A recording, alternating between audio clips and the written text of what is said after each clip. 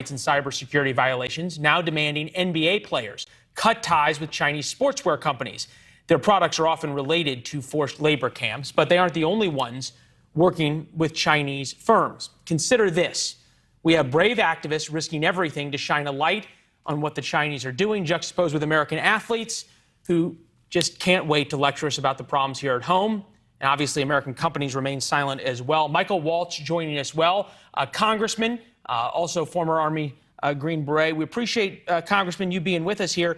We keep hearing about all these terrible acts by the Chinese, and yet American companies just seem to skate through and don't do anything. Yeah, that's absolutely right. And we just recently laid their hypocrisy bare very publicly. Yep. With the China Economic Commission, where companies like Coca-Cola refused, despite massive evidence of concentration camp, modern day slavery, forced labor, sterilization, forced abortions on the Uyghurs, refused to even agree with both Trump's State Department and Biden's State Department that genocide is ongoing. So for me, it's just doubly hypocritical with the position I want to stop that you these companies have taken on Georgia, and they want to lecture a democratically elected state legislature, but then yet they just not a peep when it comes to China. If you look at Coca-Cola in particular, a huge percentage of their sugar is coming from Western China. If you look at Nike and H&M, who tried to take a stand about and not having cotton, now in line with U.S. law, coming from Western China.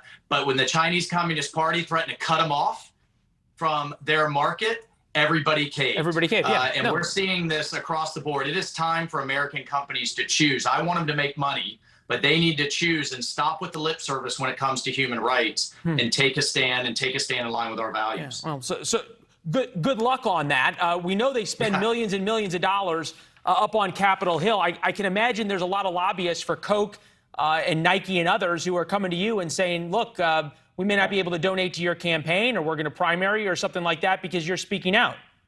Yeah, well, too bad.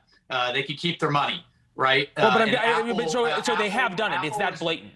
Yeah, Apple is one of them as well, and they've actively lobbied against legislation that says, look, this is modern day slavery. We want to talk about social justice. This is happening, and you need to stop. You need to understand where your supply chain is and where you're getting your materials. But to the extent cut it off, and they refuse. And again, I'm all for companies' bottom line, but enough is enough when it comes to our national security and when it comes to very basic human rights. It's gross and disgusting. And I have a bill now that's moving through the defense bill that's going to ban these companies that are sponsoring the Genocide Olympics, the Beijing Olympics, in just 7 months. Any company sponsoring it can't do business with the United States military.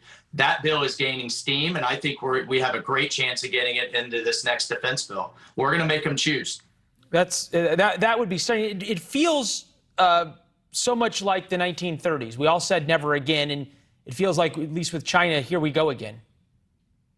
Yeah, look, these people, the video coming out shows these people with shaved heads, lined up on their knees, getting loaded into rail cars and shipped off into re-education camps, concentration camps. And now the Chinese are responding by dispersing the Uyghurs outside of Xinjiang throughout China in slave labor factories. Well, and we're going to continue to call it out.